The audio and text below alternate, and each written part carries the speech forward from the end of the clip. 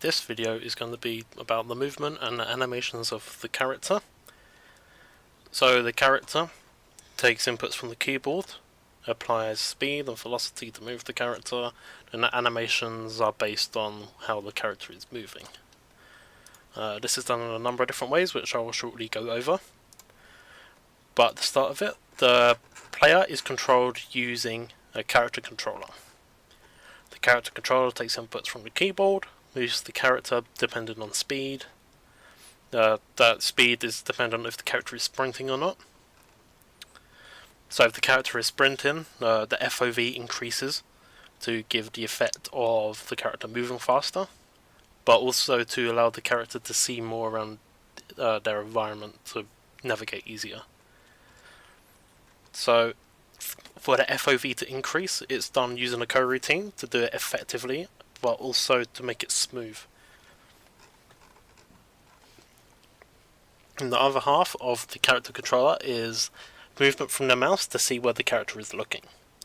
So with the horizontal, it's pretty straightforward. You just take the horizontal activity, times it by the sensitivity, so how fast you want it to move, and just apply it to the character. But with vertical, there's a slight difference in how we do it.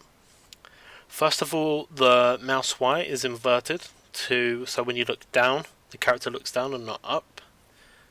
But also, if you were to look fully up or fully down, you would get into something called gimbal lock, which when two axes become aligned and you can't really move them out from each other again. This is a flaw in using vector 3 based rotation.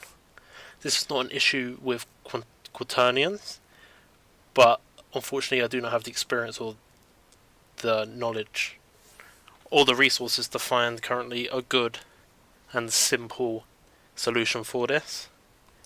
I've tried reading up on before, but it's a lot of very complicated mathematics. So just a small addition to this, we're just going to clamp the angle to ever achieving those angles where the player can achieve gimbal lock. This is done just by normalizing the angle into a format which can be read pretty easy, and then just clamping the angle, so if the character is looking above a certain angle, it will just set it to the max angle it's allowed, or if the character is looking down too much, it will just set it to the min angle allowed. The reason there's slightly weird mathematics is because in Unity, when you, on the y-axis, when you look up and down, it doesn't go from 0 to 180, but if you look dead ahead, that is 0, and if you look up, it goes from 0 to 90, but if you, from middle to ground, it goes from 0 to 270. So that midpoint flips between 360 and 0, which kind of gives, which doesn't allow for easy calculation of what the true angle the player is looking at. This bit of maths here, it just detects whether or not if it's past the 0 or not, and then applies maths based on whether it is or not, which in the end it normalizes it here, and then we clamp it here. And also, because essentially negative 360 is still 360 in terms of how many rotations we have done, we just apply it back to positive, just to make it a lot easier to work with. So now we've got the player moving, we need to get the player animating, and with this we just use the late update just to make sure everything's done, and we just set floats in the animator such as the forward velocity, the side velocity, and if the character is jumping. So these are used by the blend tree. Where is... oh yes, I was in the right place. These are what these variables are here. So in the code, it's these sliders which are changing value. So and if I bring up the player movement, so we're moving fully to the left, it would move left, move fully to the right, it would move right, pretty standard. But if you want to move to the left and say forward at the same time, so if we're looking like we were behind the character, we can see he's moving forward and to the left. Or if not, we can make him just move straight to the left.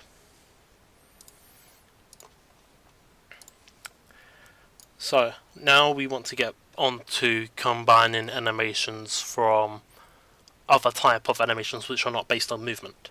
So this is the example of this would be shooting. So we want the character to walk and we want them to shoot, which is fine. But if we want to walk and shoot, we want them to animate the legs, animate the torso, animate the head. So we can use something called an avatar mask. As you can see here, only the arms are being animated at this point, but the rest of the body is animated correctly. So this avatar mask is saying, okay, we just want the arms to be animated. Then we go to another layer in the animator and just have this one animation of shooting applied, and we apply the mask. So what this means now is when the player is moving and we want the player to shoot, we're going to override the arms, the animation of the arms from the character moving, and animate the arms of the character shooting. So only the arms of the shooting animation are played on top of the character moving. The same is done with reloading. So this weight here is how much of this animation do we want to override. So when it's at 0, the shoot animation doesn't override the main animation at all. When it's set to 1, the arms fully override the animation of the movement animation. So when we shoot, we instantly set it to 1 because we want the effect of shooting straight away, which is fine. But we don't want the animation to be whacked back down to 0 weight straight away. That would just look unnatural. We want the player's arms to slowly come back down to their side.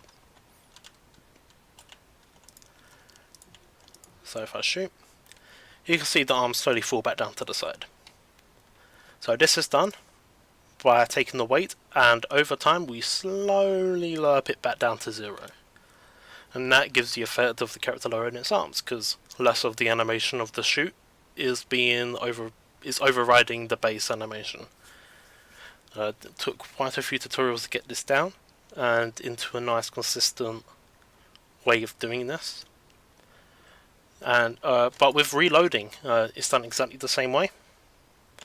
But the only difference is, as you can see, part of the other character is moving, such as the legs.